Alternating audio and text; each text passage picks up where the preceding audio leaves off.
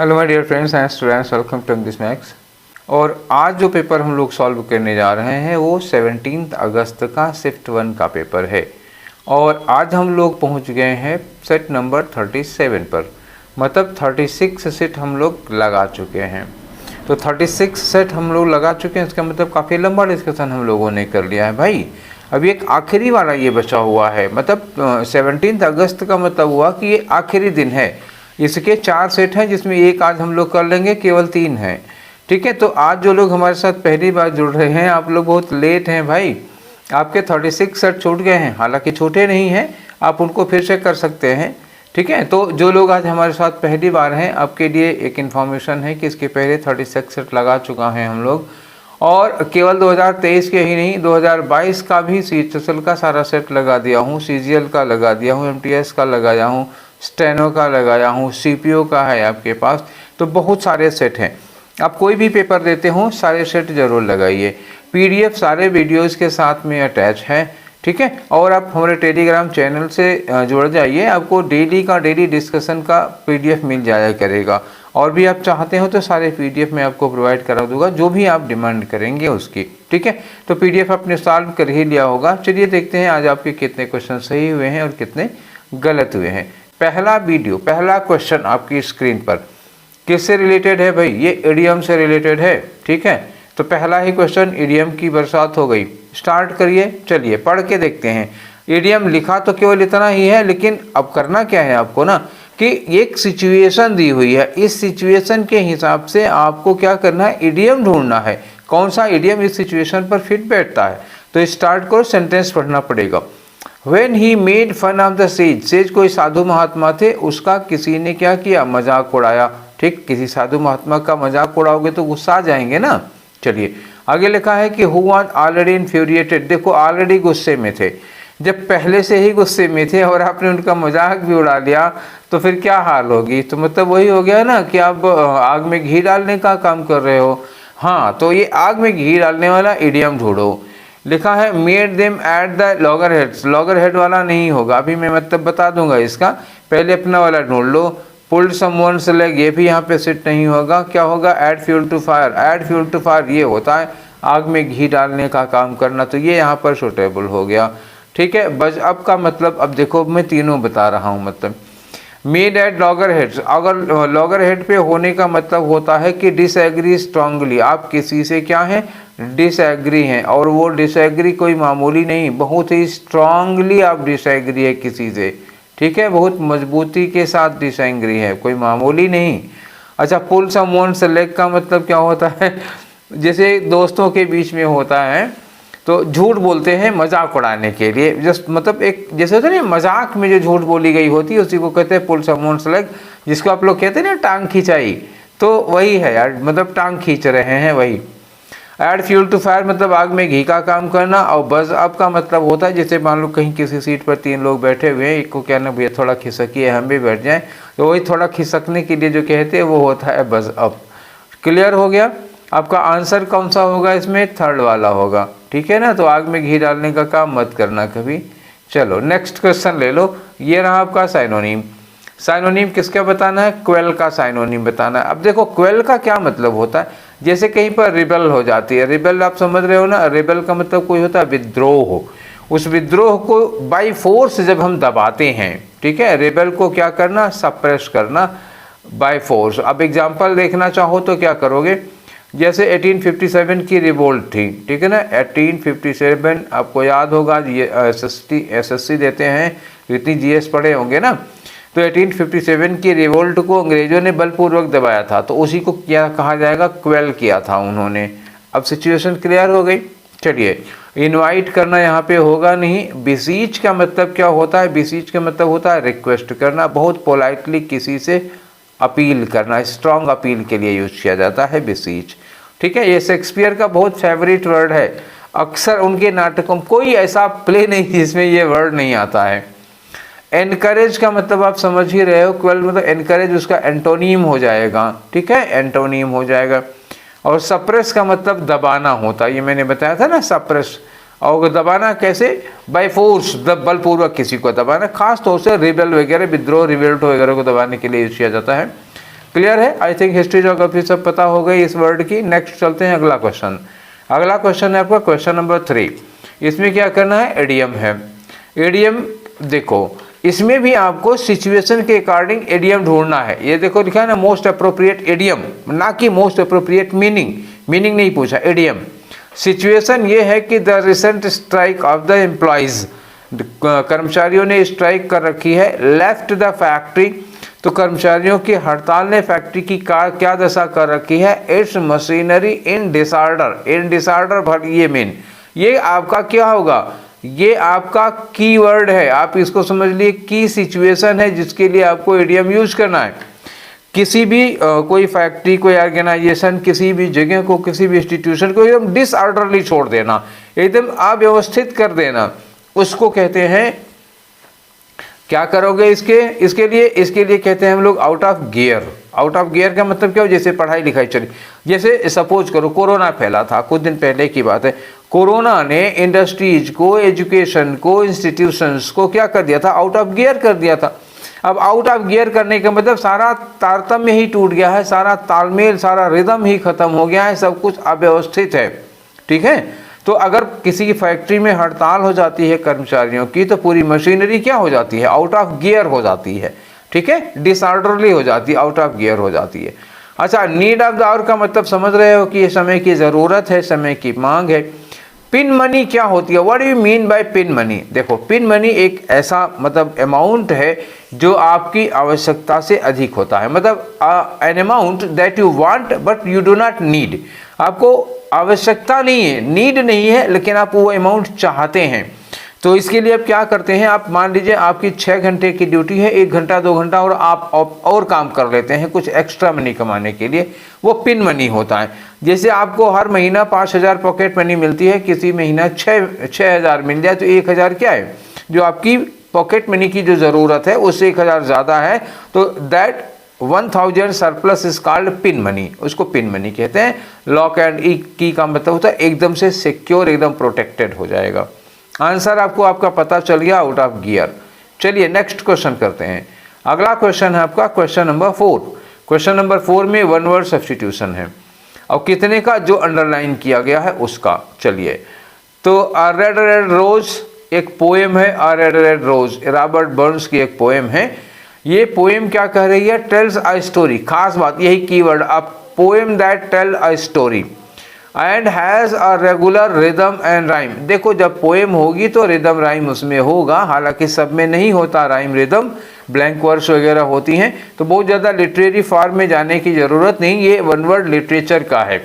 इसमें कई वर्ड दिए हैं। देखो, एक वर्ड दिया है महाकाव्य। एक दिन और आया था इस तरह का, तो मैंने आप लोगों को बताया था, तो ये एपिक उस दिन भी था, मैंने कहा था एपिक महाकाव्य होता है। हाइकू क्या होता है? एक जापानीज पोएम होती है, ध्यान रखिएगा क्या है, ये जापानीज पोएम है।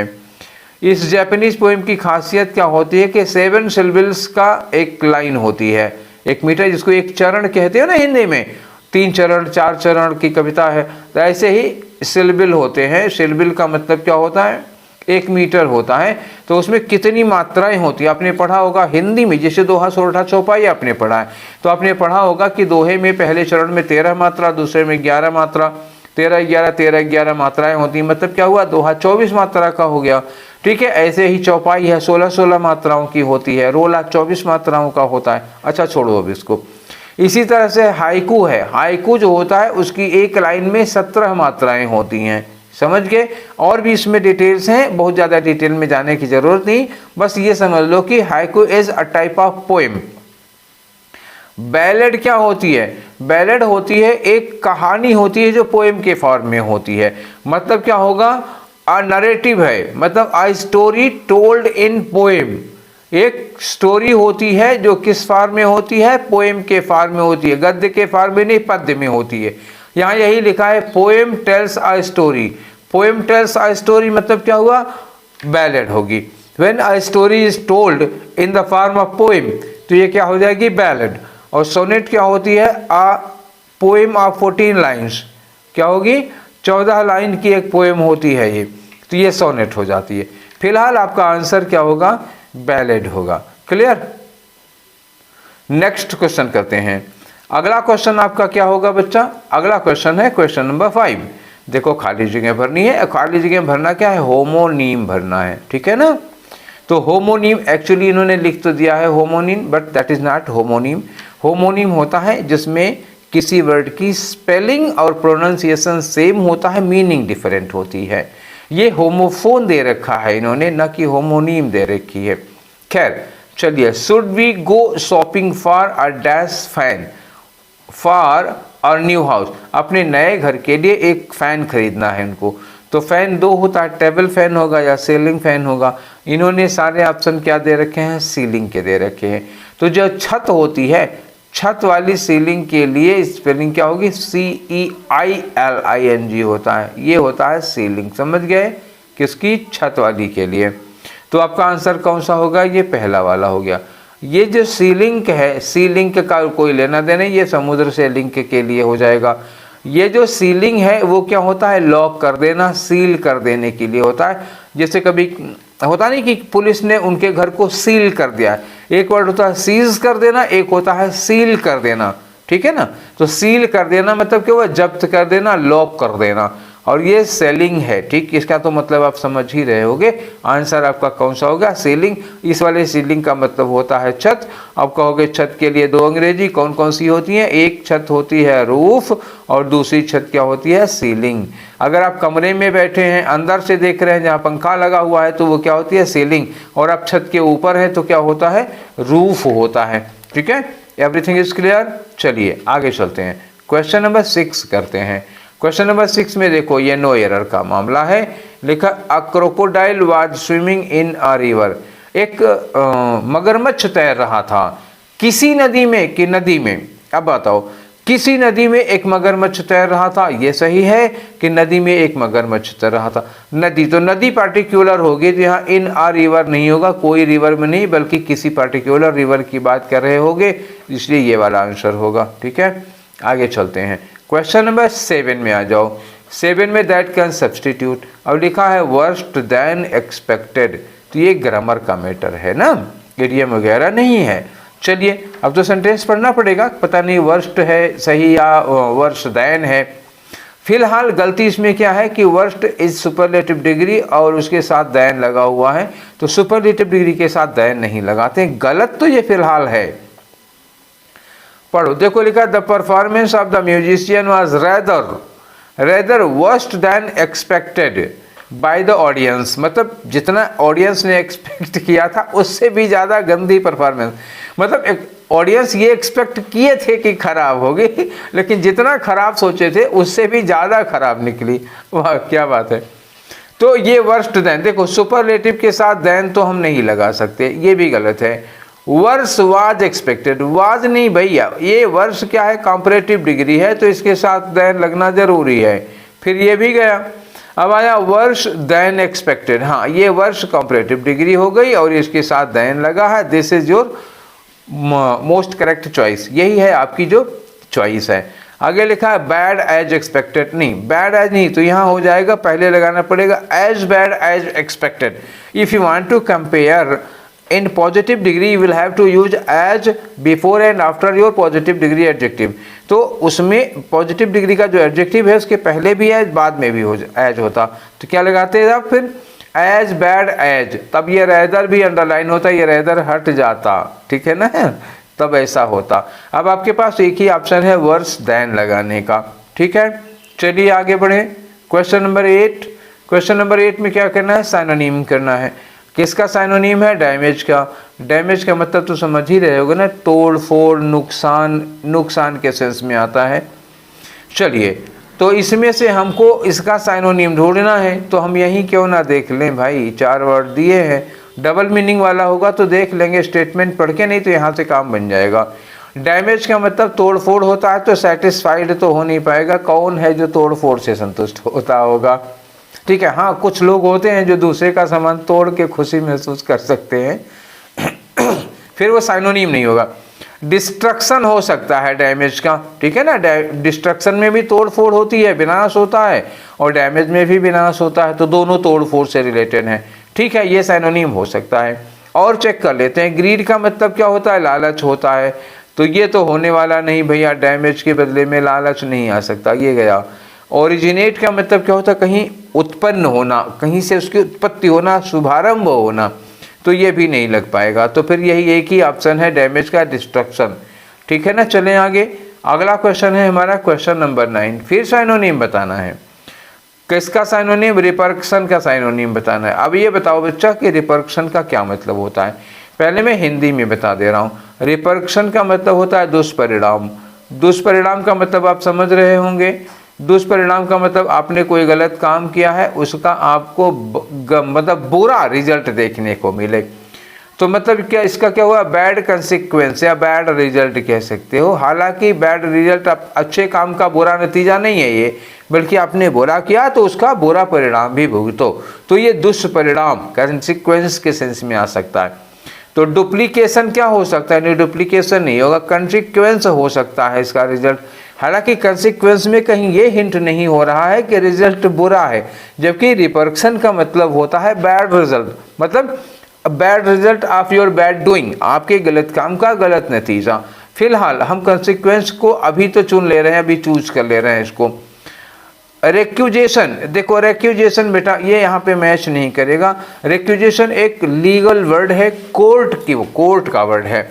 तो मुझे उम्मीद है ये वर्ड आप लोगों को नहीं पता होगा, तो लेट मी टेल यू। रेक्यूजेशन एक वर्ड होता है जैसे कोई जज है और अपने किसी पूर्वाग्रह के नाते, किसी प्रेजुडाइज के नाते, अपने दिमाग के किसी भेदभाव पे या पक्षपात के नाते वो जज की कुर्सी से न्याय नहीं कर पाते हैं। वो कुछ मतलब उनसे न्याय नहीं हो पाता है, कोई भी वजह हो सकती है उसका कारण। खास तौर से जो इस वर्ड के पीछे की कहानी है वो यही है कि वो कुछ प्रेजुडाइज्ड थे, कुछ उनके अंदर पक्षपात था, कोई पूर्वाग्रह था जिसकी वजह से वो न्याय नहीं कर पाए। तो जज के इस मतलब न्याय ना कर पाने को या फेलियर टू जस्टिफाई, उसको कहते हैं रेक्यूजेशन। क्लियर हो गया? ठीक है, चलिए। एप्रीहेंशन का मतलब होता है एक तरह का भय, एक तरह का डर होता है किसी चीज़ का। ठीक है, तो ये दुष्परिणाम का हमारा जो आंसर मिला वो कंसिक्वेंस हुआ। ठीक है, मैंने चारों वर्ड का मतलब बता दिया। अच्छे अच्छे वर्ड थे ये, फिर किसी दिन आएंगे, मुझे लग रहा है आएंगे, ज़रूर आएंगे, नहीं तो 24 में आएंगे। ठीक है, आगे आ जाओ नंबर 10 पे। 10 नंबर पे देखो, ये सेंटेंस को आपको किस में करना है? एक्टिव वॉइस में। तो विल बी डन लिखा हुआ है। भाई देखो, मैंने आपको बताया था कि एक्टिव वॉइस में जब हम किसी मॉडल वर्ब के साथ वर्ब की फर्स्ट फॉर्म लगाते हैं तो पैसिव वॉइस में क्या बन जाता है? वही मॉडल वर्ब, जो मॉडल वर्ब होगी। कैन का कैन, कुड का कुड, विल का विल, शुड का शुड, वुड का वुड, मॉडल वर्ब चेंज नहीं होती, वही रहती है। बस पैसिव वॉइस में इसके साथ बी लगता है और वर्ब की थर्ड फॉर्म लग जाती है। तो हमारे पास पहले से ही विल बी डन दिया हुआ है। तो अगर विल बी डन पहले से दिया है, that means our question sentence is in passive voice. अच्छा, इसका एक्टिव वॉइस क्या होगा? तो विल के साथ वर्ब की फर्स्ट फॉर्म होगी। और क्या बाय मी लिखा ही हुआ, तो बाय मी मतलब आई पहले चला जाएगा।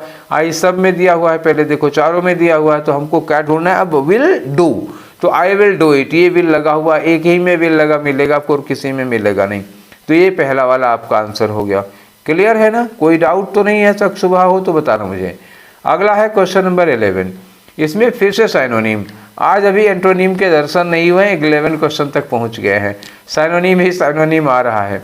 देखो, एक वर्ड दिया है एडजर्न, पहले पूरा पढ़ लो। Let's adjourn the meeting here, it is lunch time. आप समझ गए होंगे।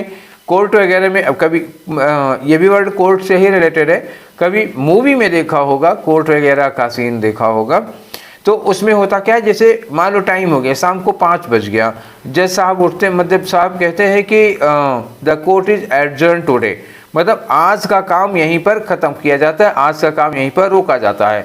तो मतलब ये नहीं कि कैंसिल नहीं किया उन्होंने, कार्यवाही को कैंसिल नहीं किया, कल सुनेंगे या अगले हफ्ते सुनेंगे, आज का काम यहीं पर रोक देते हैं, उसको कहा जाता है the court is adjourn, the court is adjourn. तो एडजर्न का मतलब क्या हुआ? रोक देना। अब रोकने के लिए देखो, एक यहाँ पर पोस्टपोन लिखा हुआ है, हालांकि पोस्टपोन का मतलब होता है जो आज काम कर रहे हैं उसको कल करेंगे। ठीक है, निगेटिव वर्ड है। आगे देखते हैं कि लिखा है प्रोहिबिट। प्रोहिबिट का मतलब भी होता है रोकना, लेकिन कोई कार्यवाही या कोई कार्य रोकना नहीं होता। ये होता है किसी व्यक्ति को कोई कार्य करने से रोकना।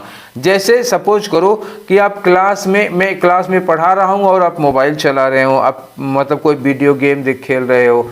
अगर कोई टीचर क्लास में है और आप कुछ मतलब वीडियो गेम वगैरह देख रहे हैं या आप फेसबुक चला रहे हैं, तो टीचर मना कर देता है। तो क्या करता है, वो प्रोहिबिट करता है, रोकता है। आपके माँ बाप आपको सड़क पर खेलने से रोकते हैं, तो your parents prohibit you from playing on the road. तो ये प्रोहिबिट होता है किसी और को कोई काम करने से रोकना। और पोस्टपोन करता है, आप अपना ही काम कल पे कर देते हैं। ठीक है। स्टिमुलेट का मतलब होता है प्रेरित करना, इनकरेज करना कुछ अच्छा करने के लिए। एक्सपेडाइट का मतलब क्या होता है, जल्दबाजी करना। जल्दबाजी का मतलब क्या हुआ, कल का काम आज ही कर लेंगे, ये जल्दबाजी करना हो गया। तो ये क्या हो जाएगा, ये तो एंटोनीम हो गया ना, ये एंटोनीम हो गया। अब क्या करोगे आप, देखो यहाँ पे जो एडजर्न लिखा हुआ है, लंच टाइम हो गया और काम को अभी रोक देते हैं। तो काम को अभी रोक देते हैं तो प्रोहिबिट नहीं कर रहे हैं, बल्कि क्या कर रहे हैं, पोस्टपोन कर रहे हैं, स्टे कर रहे हैं। ठीक है ना, कोई डाउट तो नहीं है। चलिए आगे करते हैं क्वेश्चन नंबर 12 में देखो यहाँ इन्होंने कहा कि ये करेक्ट ऑर्डर में लगाना है। देखो ABCD दिया हुआ है, नीचे ऑप्शन देख के साफ साफ पता चल रहा है। चलिए अच्छा, इसमें स्टार्टिंग इन्होंने दे रखी है, as for the first historical fallacy. Fallacy का मतलब क्या होता है, मिस्टेक, गलती कहते हैं। अब इसके बाद आपको कनेक्ट करना है, जिसमें कुछ कनेक्टर हैं, देख लो ये दैट मिल रहा है, दैट कनेक्टर मिल जाएगा। ये डिफरेंट है, डिफरेंट के साथ फ्रॉम लगेगा, तो ये कनेक्टर मिल गया। बी के बाद सी का एक बात तय हो गई बिना कुछ पढ़े ही। ठीक है। BC कहाँ पे दिया होगा, जिसमें लगातार BC दिया होगा वो हो सकता है।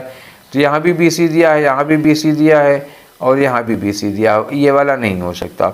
अब हमें और देखना है कि ये दैट किससे कनेक्ट होगा। अगर दो में देख दिया है तो यहाँ क्या लिखा है, बीच में बाद में बिलीव लिखा, तो इस बिलीव के साथ दैट लगाएंगे। ठीक है ना। Many people wrongly believe that आना चाहिए, तो बिलीव दैट। डी के बाद क्या लगेगा, बी, तो BC के पहले डी लगा लो, जिसमें DBC मिल जाए वो होगा। अब देखो DBC कहाँ आ रहा है, DBC यहाँ भी आ रहा है, डी यहाँ नहीं, बस एक ही है DBC वाला। तो डी पहले किस में आया, थर्ड वाले में आया। हमने क्वेश्चन पढ़ा नहीं है अभी, बिना पढ़े ही यहीं से जो क्लूज दिख रहे थे वहाँ से ये सेट हो गया है। अब आपके मन में शंका होगी, हो सकता है गड़बड़ ना हो, तो चलो क्लियर कर लेते हैं।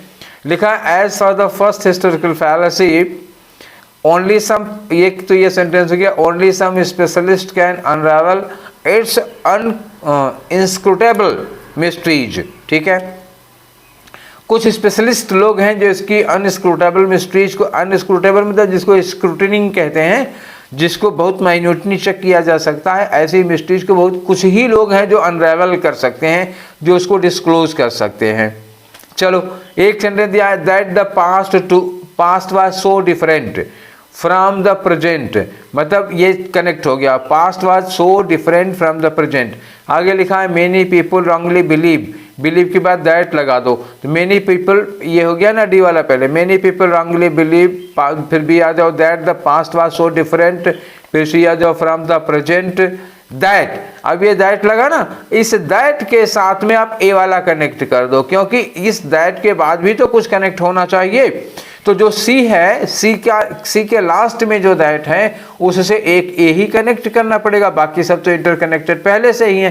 तो DBC के बाद ए लगा दो, आंसर फिर वही आया DBC है, तीसरा वाला जो पहले बताए थे बिना क्वेश्चन को पढ़े हुए। ठीक है। चलिए आगे बढ़ते हैं, अब अगले क्वेश्चन में करते हैं। अगला क्वेश्चन है आपका 13 नंबर पे। 13 में वंस मोर साइनोनिम, आज साइनोनिम का दिन है। चलिए एक वर्ड दिया है हिडस। हिडस का मतलब क्या हुआ, बहुत ही घिनौना। घिनौना का मतलब क्या हुआ, ये आप अगली से भी ले सकते हो। ठीक है। हिडस इसी सेंस में आता है, कोई चीज़ जो बहुत अगली होती है, इतना अगली कि आपको उससे मतलब घिन सी आने लगती है, वो हिडस होता है। ठीक है। चलिए दोनों सेंस में आ जाएंगे, हेटफुल के लिए भी और अगली के लिए भी, जो भी ठीक लगेगा हमको पा जाएंगे। एक है रिपल्सिव। रिपल्सिव का मतलब क्या होगा, रिपल्सिव अट्रैक्टिव का अपोजिट हो जाएगा। और अट्रैक्टिव क्या हो जाता है, अट्रैक्टिव जो होता है वो ब्यूटीफुल का, ठीक है ना, ब्यूटीफुल का क्या हो जाता है, साइनोनिम हो जाता है। तो ये रिपल्सिव जो है अट्रैक्टिव का अपोजिट है, और अट्रैक्टिव का मतलब ब्यूटीफुल हो गया। तो ब्यूटीफुल, ये आया ब्यूटीफुल, ठीक है ना। ब्यूटीफुल अगली का अपोजिट है। अब समझ में आ रही है कहानी आपको। प्रिटी का मतलब क्या होता है? ब्यूटीफुल। अट्रैक्टिव का मतलब ब्यूटीफुल। ये दोनों क्या हो जाएंगे? ब्यूटीफुल हो जाएंगे। तो हिडस का एंटोनीम पूछता क्या लगाते? अगर हिडस का एंटोनीम पूछता तो इन दोनों में से कोई लगा सकते थे, लेकिन तब लड़ाई हो जाती। प्रिटी कहता हम क्यों नहीं, अट्रैक्टिव कहता हम क्यों नहीं। प्रिटी का ये होता कि अगर अट्रैक्टिव हो सकता है तो प्रिटी क्यों नहीं हो सकता, प्रिटी हो सकता था अट्रैक्टिव क्यों नहीं होता, इसलिए दोनों नहीं होगी जान। ठीक है, दो लड़ो लड़ो, फिर वही बंदर वाली हाल होगी। दो बिल्लियां लड़ रही थी, बंदर ने बांट दी कुट्टी, कहानी सुने होगे। ठीक है, तो ये दोनों नहीं हो सकते। अब क्या होगा आपका? अब होगा रिपल्सिव। हिडस का मतलब क्या होता है? अगली, और रिपल्सिव का मतलब नॉट अट्रैक्टिव। अट्रैक्टिव का अपोजिट है ना वो। क्लियर है? प्लेन का कोई लेना देना ही नहीं है यहाँ पर। चलिए आगे चलते हैं, अगला क्वेश्चन करते हैं। शक्ल देख के लग रही है कि ग्रामेटिकल एरर का क्वेश्चन है ये। चलो पढ़ते हैं। एन ओल्ड मैन, एक बुजुर्ग व्यक्ति, whom we met while coming back from our college, तो जिनसे हम लोग कॉलेज से आते समय मिले थे। एक बूढ़े, एक बुजुर्ग व्यक्ति जिनसे हम कॉलेज से आते समय मिले थे, वो बुजुर्ग व्यक्ति lives at my uncle's place, वो मेरे चाचा जी के घर पे रहते हैं।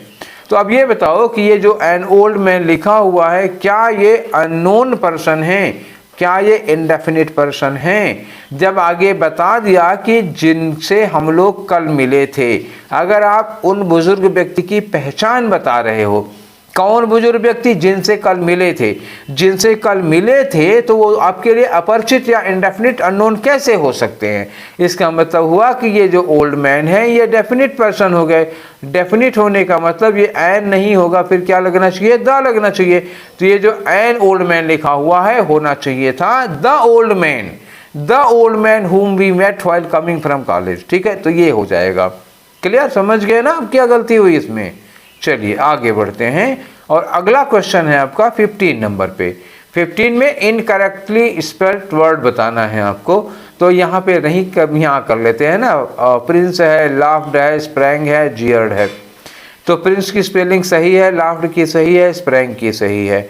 ये जियर्ड गलत लिखा हुआ है। यहाँ देखो लिखा है the crowd jeered and laughed at. अच्छा, लाफ्ड का मतलब क्या होता है? किसी का एक तो हंसना होता है, एक किसी की हंसी उड़ाना होता है। अच्छा, हंसी उड़ाने के साथ में अगर हम इस जेयर को लेते हैं तो हंसी उड़ाने के लिए हम लोग एक वर्ड यूज करते हैं जियर।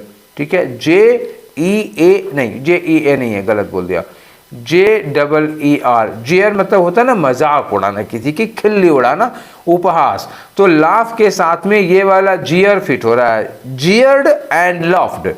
ठीक है ना, तो ये जियर्ड आपका गलत हुआ। आंसर सही क्या होगा? JEER होगा, मजाक उड़ाने के लिए। और मजाक उड़ाने वाला क्यों लगाएंगे? क्योंकि आगे लाफ्टर लिखा हुआ है, हंसी उड़ाने के लिए।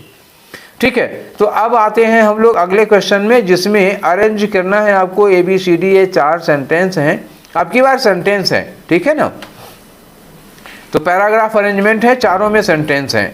चलिए देखते हैं कौन सुटेबल है, कौन पहले आएगा, कौन बाद में आएगा। तो पहले तो इसको पढ़ना पड़ेगा। Let's start. लिखा है कि despite numerous setback and rejections. ठीक है, तो बहुत सारे सेटबैक्स और रिजेक्शंस मिले। कब किसको मिले आगे देखेंगे। रिजेक्शन मतलब उनके काम को लोगों ने रिजेक्ट किया। He refused to give up on his dream of making it big. He refuse. He कौन है? ही है, कोई नाम आएगा नीचे मिलेगा, ये जॉन दिख रहा है हमको, हो सकता है यही जॉन हो।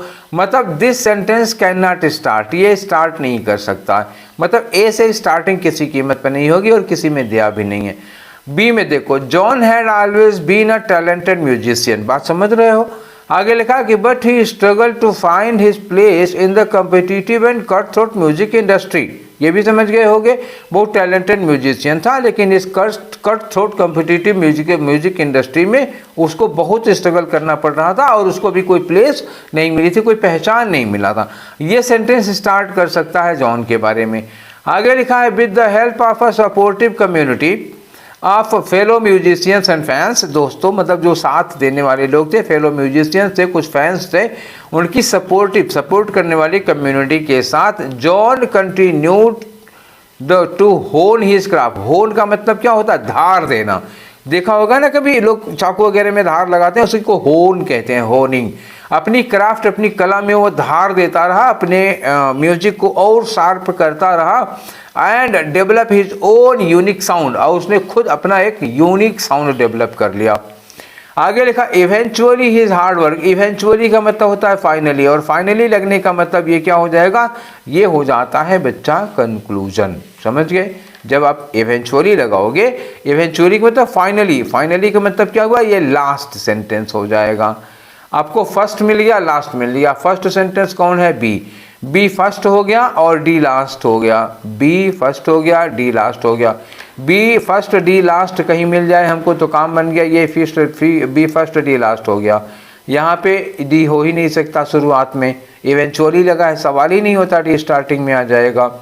ठीक है, और बी यहाँ पर भी बी शुरू में है लेकिन डी लास्ट होना चाहिए, ये है नहीं।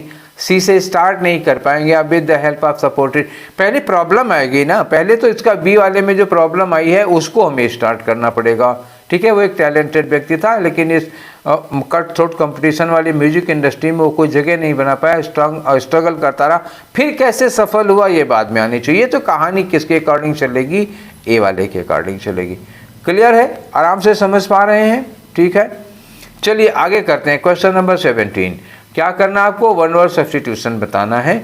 लिखा है one who Yeats a human flesh, एक ऐसा व्यक्ति इंसान है, इस इंसान के लिए यूज किया जा रहा है, जानवर के लिए नहीं, क्योंकि शेर भी तो आदमी का मांस खा सकता है, उसको कैनिबल नहीं कहेंगे।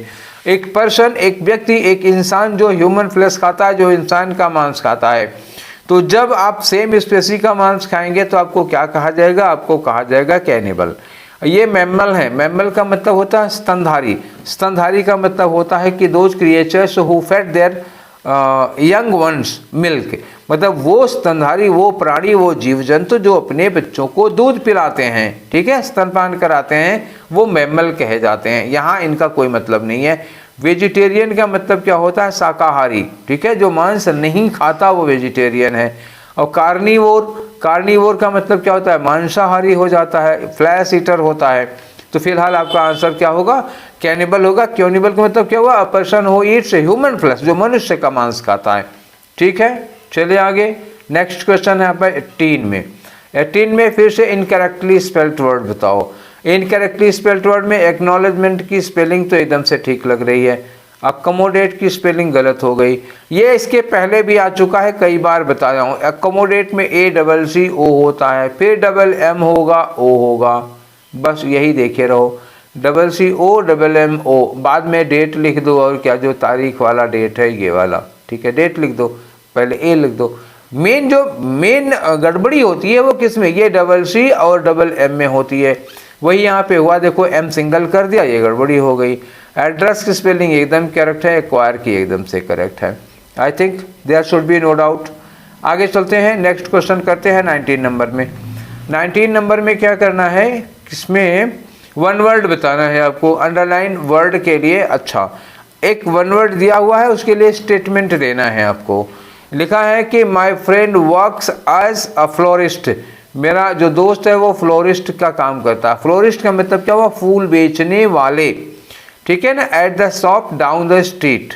ठीक, चलिए लिखा है a person who sells and arranges cut flowers. Cut flowers का मतलब क्या होता है, जो गुलदस्ते वगैरह बनाते हैं, बुके वगैरह बनाते हैं, माला वगैरह, हार वगैरह बनाते हैं, उन्हीं को कहा जाता है। तो ये पहला वाला आंसर हो गया आपका।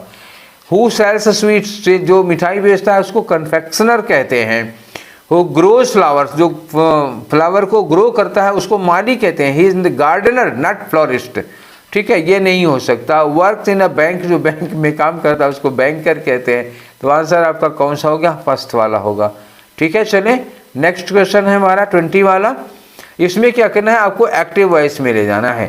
एक्टिव वॉइस में देखो हैज़ बीन के साथ स्टोलन लिखा हुआ है। देखिए जब भी आपको हैज़ या हैव के साथ थर्ड फॉर्म लगी हुई दिखती है, ठीक है, ये एक्टिव वॉइस हो गई। तो इसकी पैसिव वॉइस में हमने बताया था क्या करते हैं, हैज़ का हैव का हैज हो जाता है, लेकिन इसके बाद हमको क्या करना होता है, बीन को ऐड करके फिर वर्ब की थर्ड फॉर्म लगानी पड़ती है। तो अगर आपको ऑलरेडी हैज़ बीन के साथ थर्ड फॉर्म मिल रही है तो इसका मतलब बीन छोड़ के आप क्या करेंगे, हैज़ के साथ थर्ड फॉर्म ढूंढेंगे। और कौन, माई पेंसिल्स हैव बीन स्टोलन, किसने चुराया है, बाय होम नहीं दिया हुआ है।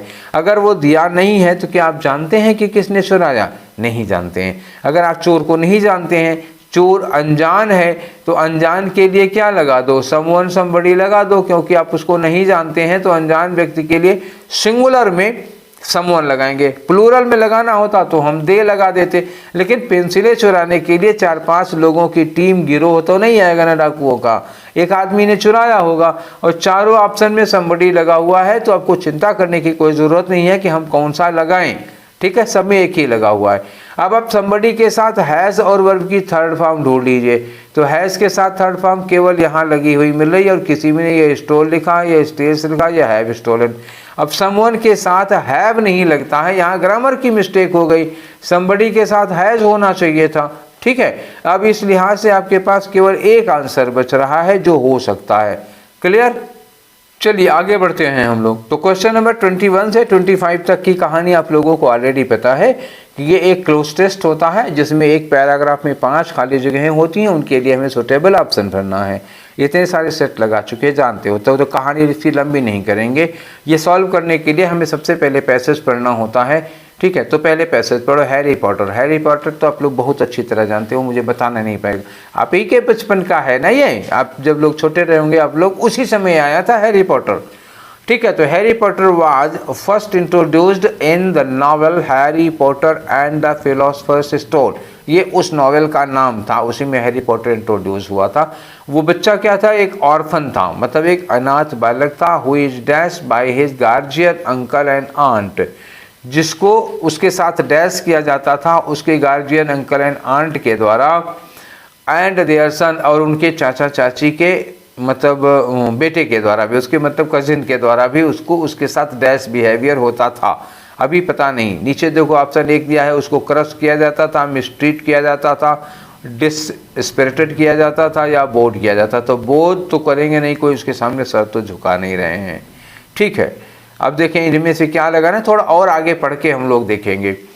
आगे लिखा है ऑन हिज 11th बर्थडे, 11वें बर्थडे पर हैरी को ये पता चलता है कि his parents were a witch and wizard, कि उसके जो पेरेंट्स थे उसमें एक चुड़ैल थी और एक विजार्ड थे। विजार्ड का मतलब जो मैजिशियन होते हैं, जो जादू टोने का काम करते हैं, तंत्र मंत्र वाले होंगे।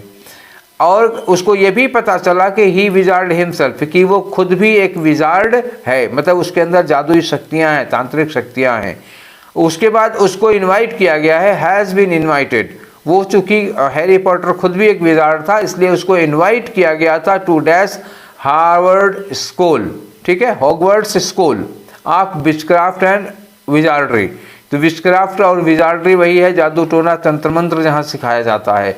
अब स्कूल में भेजा जा रहा है उसको, तो अटेंड करने के लिए होगा, ठीक है। समझ रखिए, ध्यान रखिएगा, यहाँ अटेंड आना चाहिए। ही आल्सो लर्न्स, उसको ये भी पता चलता है कि his parents had not dash in car accident, मतलब यहाँ क्या हुआ, मारे गए थे। जाहिर सी बात है, कार एक्सीडेंट की बात कर रहे हैं, तो मतलब उसको ये भी पता चला कि his parents had not been killed या हैड नॉट डाइड, ऐसे कुछ होना चाहिए, इन अ कार एक्सीडेंट। आगे बता रहे हैं एज, मैंने जैसा कि his aunt and uncle had told him, जैसा कि उसके आंट और अंकल ने उसको बताया था कि वो कार एक्सीडेंट में उनकी डेथ हुई थी। मतलब इन लोगों ने झूठ बोला था। इसे अब यहाँ पे इन्होंने, इसके अंकल आंटी ने इसके साथ झूठ बोला, इसका मतलब यहाँ पे इन लोगों का इसके साथ बिहेवियर अच्छा नहीं होगा। आगे लिखा है कि बट दैट, ये भी उसको पता चला कि दे इंस्टीड हैड बीन मर्डर्ड।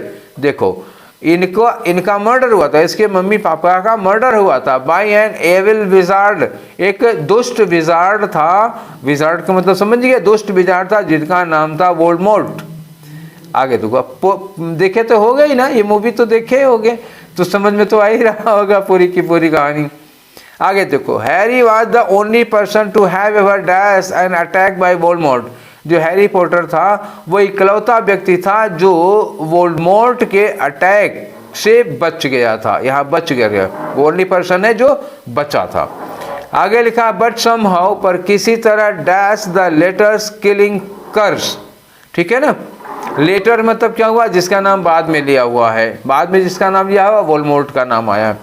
आगे लिखा which left him with a lightning bolt shaped scar on his forehead, और उसने जो अटैक किया था उसकी वजह से उसके लाइटनिंग बोल्ट जैसे मतलब बिजली वगैरह गिरती है उसी तरह से उसके माथे पर फॉरहेड पर एक निशान बन गया था, कट का निशान बना हुआ था, स्कार बना हुआ था। अब ये बताओ कि यहाँ पहले पर क्या लगाओगे? पहले पर उसको उसके चाचा चाची ने, हैरी पॉटर के चाचा चाची ने उसके साथ अच्छा बिहेव नहीं किया था। कुल मिला के कहानी ये समझ में आती है। तो उसके साथ अच्छा बिहेव नहीं किया था, तो हम देखें ऑप्शंस में से क्या लगा पाते हैं। ठीक है, आ जाओ ऑप्शन में। उसको क्रश किया था, नहीं, उसको इन्होंने, क्रश का मतलब क्या होता है ना, एकदम कुचल डालना, कुचला नहीं गया था। डिसइंस्पायर्ड, डिसस्पिरिटेड का मतलब क्या होता है, ये खुद होगा, कोई आपको डिसस्पिरिटेड नहीं करेगा, डिस्करेज नहीं करेगा, बट कि उसके साथ क्या हुआ था, मिसट्रीटमेंट हुआ था, दुष्व्यवहार। देखो उसके झूठ बोला था, तो एक तो उससे झूठ बोलने से हमको ये क्लू मिल रहा है कि उसके साथ मिसट्रीटमेंट हुआ था, उसको गुमराह किया गया था, उसके साथ गलत व्यवहार हुआ था, गलत इन्फॉर्मेशन दी गई थी। ठीक है, तो मिसट्रीट किया गया था ये। नेक्स्ट वाले क्वेश्चन पे आ जाओ। दूसरे वाले में फिलर नंबर 2 में हमको क्या करना है? कौन है फिलर नंबर 2? यहाँ है। ठीक है, तो he has been invited to dash Hogwarts school, तो उसको क्या करने के लिए? टू सी, वो उस स्कूल में उसको देखने के लिए बुलाया गया था, कि एस्कॉर्ट करने के लिए, कि अकम्पनी करने के लिए, अटेंड करने के लिए। तो स्कूल कॉलेज में जब पढ़ने के लिए बुलाया जाता था तो क्या होता है, वो अटेंड करने के लिए बुलाया जाता है। क्लास आप अटेंड करते हो ना, मीटिंग अटेंड करते हो तो अटेंड करेगा। एस्कॉर्ट किसी की सुरक्षा करने के लिए लगेगा, और अकम्पनी किसी का साथ देने के लिए। तो स्कूल को एस्कॉर्ट करना या स्कूल को अकम्पनी करना नहीं होगा, बल्कि स्कूल कॉलेज को अटेंड किया जाता है। Therefore attend is the correct answer. ठीक, नेक्स्ट आ जाओ। अगला क्वेश्चन है आपका क्वेश्चन नंबर, फिलर नंबर 3। तो फिलर नंबर 3 में देखो यहाँ आ गए। तो इन्होंने कहा कि उसको ये भी पता चलता है कि उसके पेरेंट्स जो हैं had not dash in car accident, had not perished, नष्ट होना। पेरिश का मतलब क्या होता है? नष्ट होना। हालांकि डेथ होने को नष्ट होना तो नहीं कहते, लेकिन हम और ऑप्शन जरा देख लें। Had not departed in an accident, departed नहीं कर सकते हैं यहाँ पे, डिपार्टेड कहीं से चले जाने को कहते हैं। Had not lost in car accident में लॉस्ट का तो जिक्र नहीं आएगा, खोए तो है नहीं, डेथ हुई है। वैनिश्ड का मतलब डिसअपियर, यहाँ भी डेथ नहीं आ रही है। डेथ किस में आ रही है? डेथ इसी में आ रही है, पेरिश्ड। हालांकि डाइड लिखना चाहिए था, लेकिन डाइड नहीं लिखे हैं, पेरिश्ड लिखे हैं। तो हमको क्या करना है? सुटेबल वर्ड तो नहीं है ये डेथ होने के लिए, लेकिन अब उसके अलावा कोई चारा भी तो नहीं है, क्योंकि उसी में डेथ हो सकती है और किसी में हो नहीं सकती। तो पेरिश्ड कहते हैं। वैसे पेरिश मतलब होता है डिस्ट्रॉय हो जाना, नष्ट हो जाना। ठीक है, चलिए नेक्स्ट क्वेश्चन करते हैं। अगला क्वेश्चन है आपका फिलर नंबर 4। तो ये रहा। तो इन्होंने कहा कि अभी तक में केवल हैरी पॉटर ही इकलौता व्यक्ति था जो वोल्डेमॉर्ट के अटैक से बच पाया था। तो अटैक से बच पाने के लिए क्या यूज करोगे? सर्वाइव्ड यूज कर सकते हो। थ्राइव्ड का कि मतलब क्या होता है? फलना फूलना। सपोज आप कोई कंपनी चलाते हैं, आप कोई फैक्ट्री चलाते हैं, आप कोई दुकान चलाते हैं और दुकान खूब फल फूल रही है, खूब डेवलप कर रही है, खूब ग्रो कर रही है, तो उसको थ्राइव कहते हैं। तो हैरी पॉटर उनके अटैक से थ्राइव नहीं किया था, बल्कि बच पाया था, जिंदा बचा था। थ्राइव नहीं लगेगा, कंटिन्यूड भी नहीं लगेगा, कोई कार्य लगातार जारी रहता है, इसके लिए यूज करते हैं। टॉलरेटेड, देखो उसने उनके अटैक को टॉलरेट किया था, बर्दाश्त किया था, सहन किया था। सहन नहीं, वो तो मारने के लिए प्रयोग किया था, तो उससे जिंदा बच पाया था, इसलिए सर्वाइव्ड यूज किया जाएगा। ठीक है, चलिए नेक्स्ट क्वेश्चन हम लोग करते हैं, और ये आज का आखिरी फिलर होगा। ठीक है, चलिए तो 5वें वाले पे क्या लगाओगे? ये दिया हुआ है इन्होंने, ठीक है ना। अब देखो यहां सिचुएशन देखो, ये अटैक से कैसे बचा था। देखो यहां लिखा कि by somehow dash the letters killing curse. Letter कौन है? वोल्डेमॉर्ट का। किलिंग कर्स का मतलब क्या हुआ? उसने कोई वार किया होगा इनके ऊपर। ठीक है, तो कैसे बचा था? कैसे बचा था मतलब क्या हुआ? जैसे कोई व्यक्ति, अब एक इमेज देखो आप, इस इमेज में एक तरह की एक्सरसाइज होती है, ये रिबाउंडिंग। मैं पहले ये बता दूं, रिबाउंडिंग एक तरह की एक्सरसाइज होती है जिसमें आप उछल के पीछे की ओर जाते हो। जैसे उछले, किसी चीज़ पर पैर मारे और उसे टकरा के आप पीछे की ओर खिसक जाते हो, पीछे की ओर जाके गिरते हो। ठीक समझ गए होंगे ना। हाँ, तो जब उसने वार किया था, वोल्डेमॉर्ट ने वार किया था, तो हैरी पॉटर ने क्या हुआ, वो उछल के पीछे की ओर हो गया था, डाइव मारा था और उसी से बच गया था। लेकिन उसके माथे पर एक मतलब स्कार जैसा पड़ गया है, एक ऐसा मतलब ऐसे चोट का निशान पड़ गया उसके माथे पर। तब क्या करोगे, कैसे बच पाया था? रैली करके बच पाया था? नहीं। रिकवर करके बच पाया था या फेल करके बच पाया था? नहीं, बल्कि क्या हुआ था, एक डाइव मारा था, रिबाउंड किया था, इसी तरह से वो बच पाया था। ठीक है, तो ये कलाबाजी होती है, मतलब उछल के पीछे की ओर गिरना, तो वही होता है रिबाउंडिंग से बच पाया था। चौथे वाले के लिए यही एक ऑप्शन ही है बचने की, मतलब वो सेल्फ डिफेंस की आर्ट है। ठीक है, चलिए, तो ये हम लोग 25 क्वेश्चंस कर चुके। आज सेट नंबर कौन सा था हमारा? सेट नंबर था 37। अब आपके पास कितने बचे हुए? 3 और बचे हुए हैं। ठीक है, तो कुल कितने हो जाएंगे? 40। ठीक है, तो ये सेशन हम लोग ख़त्म करेंगे, फिर नया सेशन शुरू करेंगे। अच्छा, कुछ बच्चे कह रहे हैं कि एमटीएस का सर पेपर करा दीजिए। एमटीएस कराऊंगा, मतलब मैंने कहा ना, कुछ भी 2022-23 का कुछ नहीं छूटेगा। लेकिन अभी मई जून में एक पेपर है सीपीओ का। ठीक है, मई में सीपीओ का पेपर है और 2020 वाला सीपीओ, 22 वाला सीपीओ मैंने कराया नहीं है। तो कुछ बच्चों की ये डिमांड है कि सीपीओ वाला भी करा दीजिए। ठीक है, करा सब दूंगा, आप लोग परेशान बिल्कुल मत होइए। सीपीओ में 8-9 सेट होंगे, तो इनको ये हो सकता है इनको निपटा के फिर मैं आप लोगों का करा दूं। एमटीएस सीपीओ में से कोई एक अभी स्टार्ट होगा, जल्दी ही स्टार्ट होगा। ठीक है, और अब परेशान ना हो, एक एक जितनी भी आपकी ज़रूरतें हैं सारी मैं पूरी कर दूंगा। वोकैब का सेशन जल्दी ही शुरू होने वाला है, लेकिन जो वोकैब मैं शुरू करूंगा वो सब प्रीवियस ईयर की वोकैब होगी। ठीक है, कुछ मतलब एक और से वोकैब पढ़ाना नहीं शुरू कर रहा हूँ, प्रीवियस ईयर की वोकैब पूरी उठा के शुरू करने जा रहा हूँ। आप प्रीवियस ईयर सॉल्व करिए, चारों ऑप्शन के साथ हम लोग सॉल्व करेंगे, आपकी इम्प्रूव कर जाएगी। ठीक है, तो ये सेशन आप लोगों को कैसा लगा, अपनी राय हमको दीजिएगा। फिर मिलते हैं हम लोग कल वाले सेशन में। Till then take care, thank you.